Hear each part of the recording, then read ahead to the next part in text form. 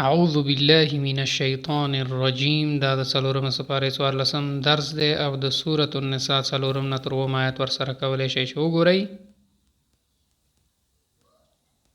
نحله په خوشحالۍ سره،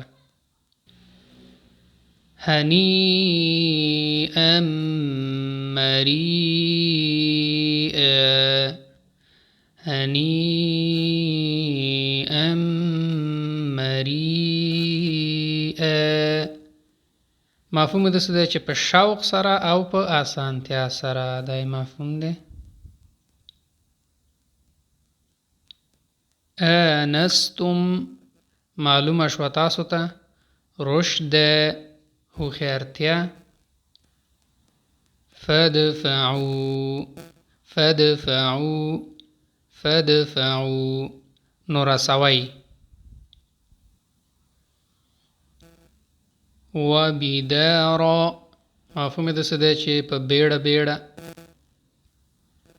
ان یکبروا ان یکبروا چې هغوی به لوی شي.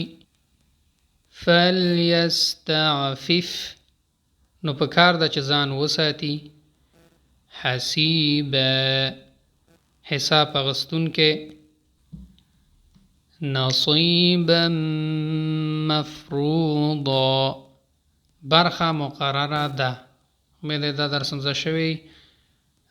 نورو دوستانو سره همچنان شیر کړئ. الله مو مل شه.